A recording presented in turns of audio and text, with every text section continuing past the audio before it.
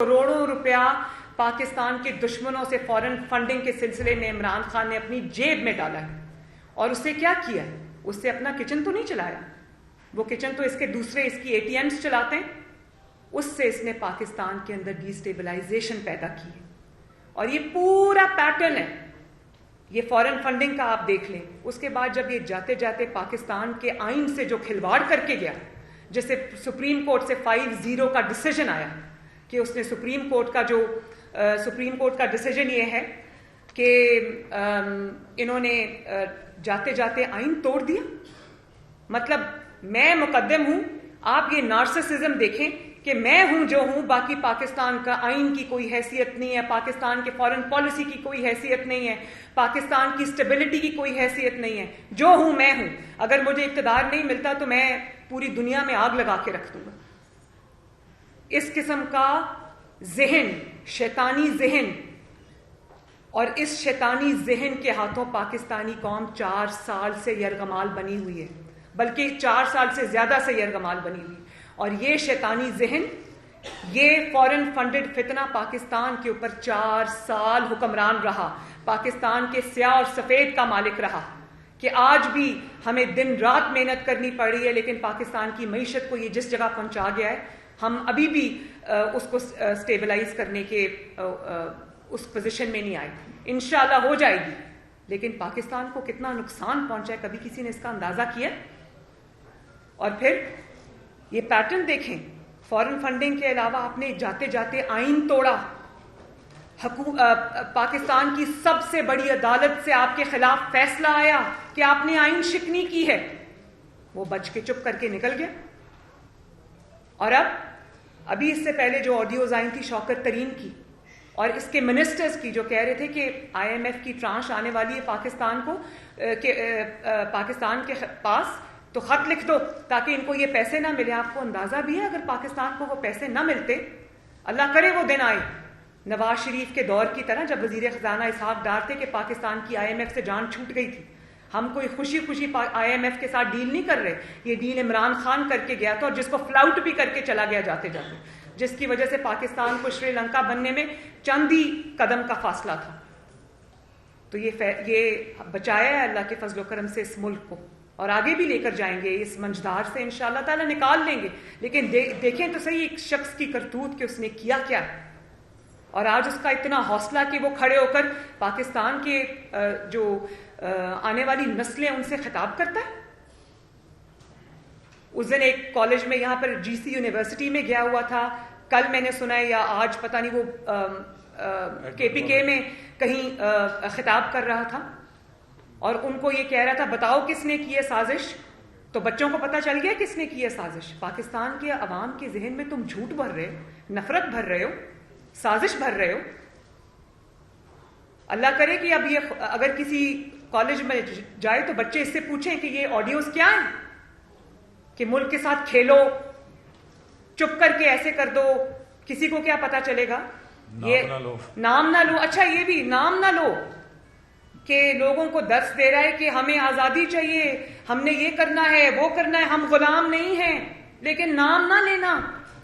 خبردار کسی نے نام لیا, غلطی سے بھی نام نہیں لینا, اور نام غلطی سے منہ سے جب نکل گیا تو کہتا او ہو نہیں یہ وہ ملک نہیں ہے, کوئی اور ملک ہے. مطلب کھیل تماشا, اور صرف یہ کہ نام نہیں لینا. جب نام لے دیا تو اس کے بعد وہاں سے $25,000 پہ آپ نے ایک لابینگ فرم ہائر کر لی امریکہ سے, جو اور وہ امریکنز کی فرم ہے, جس کو اس لیے ہائر کر لیا گیا کہ امریکہ سے عمران خان صاحب کے تعلقات بہتر کرا دیں.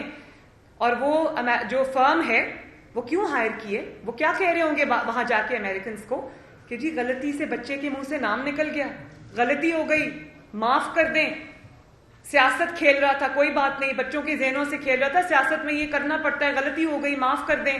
ہے تو وہ آپ کا تابع دار نا, ہے تو آپ کا فرما بردار, کوئی بات نہیں, غلطی ہو گئی, جانے دیں. وہ لابینگ فرم اور کیا کر رہی ہے؟ مجھے آپ یہ بتائیں کہ کسی ملک نے, آپ کہتے ہیں امریکہ نے آپ کے خلاف سازش کی, کوئی ملک آپ کے خلاف سازش کر لے تو آپ کیا اس سے جا کے معافیا مانگیں گے؟ اس میں لابینگ فرم ہائر کریں گے, اس کے سفیروں کو بلا کے ملیں گے, پاکستانی قوم کو پوری پاکستانی قوم کو امریکہ کے خلاف نعرے لگاؤ, باہر کے ملکوں میں امریکہ کے خلاف نعرے لگائے, اور اندر بیٹھ کے کیا کہہ رہے ہیں, نام نہ لینا امریکہ کا. او ہو. مطلب آپ نے پاکستانی قوم کو بیوقوف سمجھ رکھا ہے. کیا سمجھا ہے آپ نے کہ وہ آپ کے جو جماعت میں لوگ بیٹھے ہیں ان کی طرح ان کی عقلوں پہ بھی پردے پڑے ہوئے ہیں, ان کی آنکھوں پہ بھی پردہ پڑا ہوا ہے. جس طرح ٹی وی پہ تقریر میں جو جج محترمہ تھی زیبا, ان کو اس نے للکارا, بدتمیزی کی. مجھے تو پتا ہے اس کا تو کام ہی, اس کی تو ٹریننگ ہی ایسی ہوئی ہے خواتین پر جملے کسنا, جملے بازی کرنا. تو وہی اس نے جج زیبا کے ساتھ کیا. اور پھر وہاں کل میں نے دیکھا جا کے کہتا ہے کہ مجھ سے غلطی ہو گئی ہے, مجھے معاف کر دے. اگر کوئی ایسی, مطلب جس غلطی پہ آپ پکڑے جائیں وہاں پر آپ معافی مانگ لیں گے, جو غلطی پکڑی نہ جائے اس پہ وہ غلطی ٹھیک ہے. جج زیبا وہاں پر تشریف نہیں رکھتی تھی.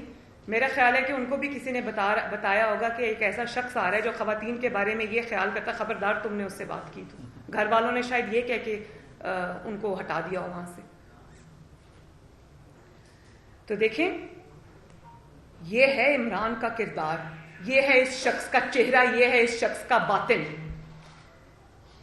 اور میں ایسے ہی اس کو فتنہ نہیں کہتی, مجھے پتا تھا, مجھے کوئی حیرانی نہیں ہوئی ان آڈیوز سے. میں اس کا اور بھی اس کو اچھی طرح سے جانتی ہوں.